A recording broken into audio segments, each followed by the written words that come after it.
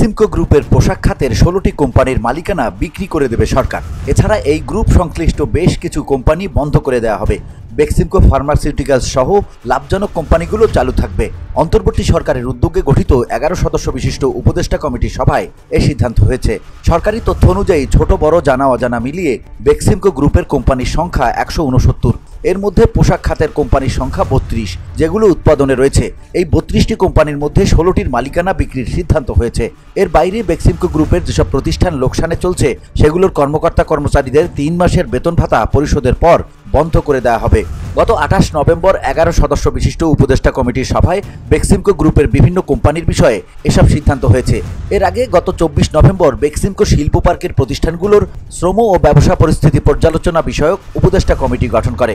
শ্রম ও কর্মসংস্থান উপদেষ্টা ব্রিগেডিয়ার জেনারেল অবসরপ্রাপ্ত এম সাখাওয়াত হোসেনকে আহ্বায়ক করে 11 সদস্য বিশিষ্ট এই উপদেষ্টা কমিটি গঠিত হয়। গত 28 নভেম্বর ছিল এই কমিটির প্রথম বৈঠক। সেখানেই এসব সিদ্ধান্ত নেওয়া হয়েছে বলে সংশ্লিষ্ট সূত্র ও নথিপত্র থেকে জানা যায়। কমিটির সভার কার্যবিবরণী অনুযায়ী সভায় বেক্সিমকো গ্রুপের 169টি প্রতিষ্ঠানকে এ, বি ও সি এই 3 শ্রেণীতে ভাগ করার বিষয়ে আলোচনা হয়। এর মধ্যে এ অর্থাৎ ভালো কোম্পানির শ্রেণীতে থাকবে বেক্সিমকো ফার্মাসিউটিক্যালস, বি শ্রেণীতে থাকবে 32টি কোম্পানি, আর বাকি সব কোম্পানি থাকবে সি শ্রেণীতে। বেক্সিমকোর কোম্পানিগুলোর এই শ্রেণী বিভাজনের প্রস্তাব দেন বাংলাদেশ বিনিয়োগ উন্নয়ন কর্তৃপক্ষের নির্বাহী চেয়ারম্যান আশিক চৌধুরী। তার ওই প্রস্তাবের ভিত্তিতে বেক্সিমকো গ্রুপের বিষয়ে উপদেষ্টা কমিটির প্রথম সভায় 4টি সিদ্ধান্ত নেওয়া হয়।